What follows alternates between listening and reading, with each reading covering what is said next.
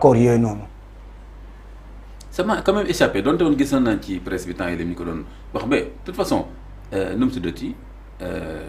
bon yan accord lañu fa jotagum signé je pense que nu mu tuddati Trump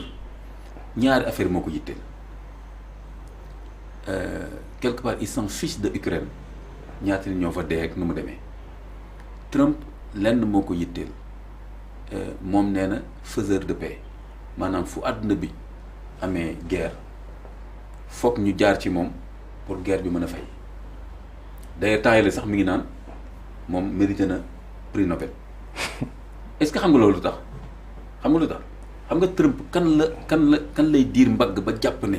tant que adduna bi xamuñ ne moo ëpp valeur kooku xamuñu dara xam nga kan la. déedéet. Obama. ah.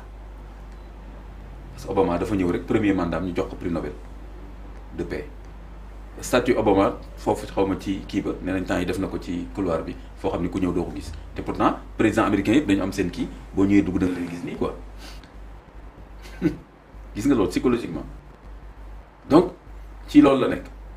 moo tax gisoo guerre Iran Israël bi aussi gis nga rôle bi mu ci joué mooy annoncé ne lii nangam et cetera la guerre des toujours léegi fii lay yem et cetera nañ waxtaan et cetera donc Ukraine bi aussi même chose bëgg a wan adduna bi kan yi léegi man maa réglé paix xoolal. mais que ça soit à la défaveur de l'Ukraine c'est pas son problème kooku benn la ñaareel ba mooy Trump signé na ay accord ak Ukraine pour exploiter foofu ay mines ak ressources naturelles yu bëri Ukraine continent la de li nga koy gis ni Ukraine continent la donc déjà loolu ba pare mu wañ loxo président Ukraine bi wan ko ni nag d'abord da ngay signé ak man accord pour exploitation mines yi ba pare nga bàyyi ma nag man ma wax ak Poutine imposer ko paix mais yow léegi da ngay noppi. déglu ma gisoo nu mu ko toroxale woon ne ko ne yow amuloo looy wax parce que man maa lay jox àdduna amoo looy wax loolu jar na di ko wax ci àdduna bi yëpp kon Trump boppam rek la bëggoon valoriser kon yi muy signé Poutine foofu yëpp dina bàyyi xel bu baax Poutine li mu bëgg on va voir après. mais est-ce que du doon danger tam on va voir après parce que Poutine su ko nee meen kon léegi Ukraine côté bi ma jël yëpp côté russophone bi ma jël Crimée ak yeneen yi ma jël yëpp léegi dañ ma koy bàyyee. ça ne sera pas un danger pour le peuple palestinien. Poutine est prêt Trump est prêt à mettre la pression sur le président actuel de l'Ukraine ne ko lâché la côté boobu ak tamit Poutine je crois que leneen lay laaj parce que quand même je c'est pas un enfant de cœur quand même Poutine du ñëw quand même ne Trump nee na ma lii d'accord naa benn zone tampon entre OTAN ak Union soviétique bi nga xam ne mi ngi doon avancé ba ci Ukraine ñu garantir ko loolu su ko Poutine amul du arrêter guerre bi. est-ce que palestiniens itam mënuñu am li nga xam ne moom mooy njaaxare parce que boo gisee Poutine xëy na ñu mën a jàpp ni mun na wañ loxo israéliens yi ñëw gis ni Poutine boobu noonu moom moo allié wu tey jii nii ak Donald Trump te ñoom ñu ngi leen di menacer li nga xam ne moom mooy disparition parce que déjà su ma bàyyee xel ci sa livre mooy reconstruction temple Salomon bi waxtaanee nañ ko keroog waaye surtout retour bu peuple juif bi. naka nga gisee li nga xam ne moom mooy approchement yi nga xam ne ndànk-ndànk ñi ngi koy def ci ki nga xam ne nag mën nañ jàpp ne Donald Trump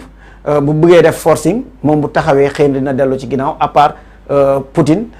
gis nañu tam de l'autre côté aussi Chine mu ngi foofu wala coréen. tënkaatal tu as posé beaucoup de questions dans une question. benn possibilité bu leer ñu benn voilà benn possibilité mooy benn possibilité mooy est-ce que du yombalal li nga xam ne nag moom mooy ñëw les juifs par rapport ak li nga xam ne nag moom mooy reconstruction du peuple bi ñu doon wax te ñu gis ni Poutine xëy na benn moment nag mu ngi yoon contre li nga xam ne moom mooy les projets de Donald Trump tey jii nii bu demee ba nekk ak moom xarit. li leerul ci man ma gisuma relation bi ngay def entre retour peuple juif bi qui est déjà en cours et qui s'est formalisé autour d'un État en 1948 retour mënta weesu loolu parce que retour mooy ñëw ba am État. au cœur de la Palestine en 1948 mooy État d'Israël képp koo xam ne juif nga par ton sang tu es citoyen d'office dans cet État qui est un État national juif donc loolu c'est en cours ba pare ñu ngi ñëw ba tey fu nekk ni képp kuy juif rek mën nga ñëw dëkk Israël ñu jox la papier retour mënta weesu loolu te loolu c'est déjà réglé Trump dimension bi mu ci yokk mooy la reconnaissance de Jérusalem comme la capitale indivisible d'Israël Alors que le statu quo depuis 1967, c'était que la capitale Jérusalem est sous mandat international et que Jérusalem-Est va faire partie du futur État de la Palestine. xoolal Trump ñëw na leen loolu yëpp nappaaje naa ko. amul benn Jérusalem-Est amu fi benn Jérusalem moo am moom laa reconnaître comme capitalu Israël. Trump kon ci mandat am bële loolu la indi et que maintenant loolu ça va permettre à Israël de dire que capitale bi sama capitale la ah léegi xoolal jullit yi fii ñu am jàkka nii suñuy maam ñoo fa moomoon jàkka effectivement masjidu Aqsa fi mu nekk nii effectivement temple de Salomon fa la nekkoon c'est vrai peut-être musulmans yu bëri xamuñu ko fa la nekkoon léegi dañ leen di jox feneen ñu tabaxaat fi sunu maam parce que état bi état juif la ñu tabaxaat fa sunu jàkka loolu mooy logique bi ci ginnaaw loolu mooy secret bi ci ginnaaw loolu moo tax Poutine reconnaître Jérusalem pour wane ni yéen vous êtes un état dafa mel ni tey ji Sénégal suñu ñëwee léegi Dakar dañ fi bëgg a def lii est-ce que monde bi dina am kenn ku sañ a taxaw wax ne pourquoi état wu Sénégal bëgg a aménager telle ou telle chose à Dakar loolu la leen Poutine loolu la leen Trump permettre ben mi ngi yahudi ak seen i pexe nag est-ce que xam nga le président de l'Ukraine même est un juif Ukraine ak bëri juif joué nañu rôle bu grave ci deuxième guerre mondiale bi foofu et cetera donc moo tax ma ne loon benn question yi parce que bu ci nekk dafa am lu ci lëmasu loo xam ne opinion bi suñ waaw suñ ci deful ndànk incha allah sama téere bi di ñëw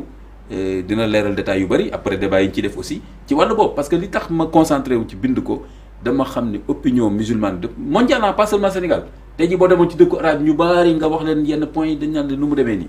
donc il faut que ñu xam aspect géopolitique boobu ni mu ci amee solo ak tamit aspect religieux bi ni mu ci amee solo. donc s'il devient l'allié de tous les présidents yi nga xam nag xëy na dina jàpp ni ñoom ñoo ko mën a baare ci yeneen projets yi moom Donald Trump est-ce que tey jii nii le monde n'est pas en danger itam. ok waaw mais loolu du ko am non du ko mën a am parce que lan nga tuddee allié ni ma la waxee ni Poutine am na lu muy teg sur la table loo xam ni Trump su ko d'accordul moom du ci ànd tu crois que fi nekk ni par exemple guerre Ukraine bi Trump mën na wax Poutine rek tu arrêtes Poutine ne ko d'accord j'arrête mënul nekk mais attention nag mu am benn affaire toujours day am ay accords xool ci suuf informel c'est ça yoo xam ne après lañ koy découvrir mais c'est sûr que dina am beneen bi mooy xoolal tey Chine man gisuma fan la Trump mën a jaar ba wax Chine teggil sa loxo ci Taïwan bul fa jéem dara bon beneen Corée bi sax moom du ma wax kooku moom xam nga kooku arme nucléaire rek la am nit ñi di naxanteeg moom parce que su xam nga aussi nit bu yore lu mel noonu aussi da ngay naxanteeg moom mais kooku amul poids géopolitique yow Corée boobu ñi am centre kii nucléaire boobu amul dara lu ñuy influencer ci monde bi en tant que tel mais donc nee naa la Poutine ak Chine ba ci même Iran aussi ak guerre bi ni mu demee nii et cetera c'est pas encore réglé le dossier n'est pas encore clos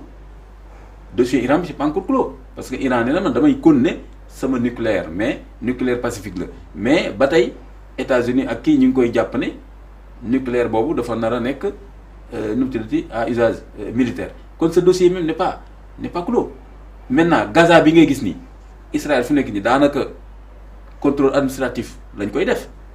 génne fa Hamas teg fa ay autorités yoo xam ni ñoom ñooy doxal dossier boobu tam c'est pas clos donc le monde n'est pas du tout ne va pas dans le sens d'une paix globale donc on n'est pas à l'abri d'une troisième guerre mondiale. Du tout on n'est pas du tout à l'abri lu ndaw sax mën na ko déclencher parce que dafa am ay yu bari yoo xam ne day nekk ci da ci lëmasu maintenant on va voir ce que ça va donner Poutine nag moom ma ne Poutine. Trump nag moom. Au moins peut-être benn avantage bi mu am mooy comme boppam la gën a fonk que àdduna bi yëpp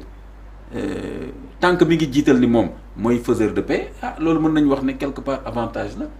parce que nag quand même wuti na fa Obama moom def na guerre yu bari. d'accord Imam de temps que ñu nuyu bu baax a baax ñi nga xam ne suñu internet Ibrahima Pleya Amidou Sow. ñu ngi leen di nuyu Amidou Sow mu ngi jaajëfal bu baax a baax sa analyse bi nee na macha allah di nuyu voilà Boubacar Tall yow tam ñu ngi lay sant di la gërëm bu baax a baax ak ñëpp ñi nga xam ne nag ñoom ñoo ñu suivre ci suñu rubrique bi nga xam ne nag mooy actu ak diine te ñu koy def chaque samedi. Iman lan ngay tëjee li nga xam ne moom mooy waxtaan bi tey ji. ñaan suñu borom subhanahu wa taala rek mu defal ñu tawfiq nawet ak jàmm parce que ndox mi soxla nañ ko lool suñu dëkku mbay la mbay bi daf ci am doole lool ñaan suñu borom mu defal ñu tawfiq nawet jàmm te ñaan nit ñi tamit nañu gën a mobiliser wu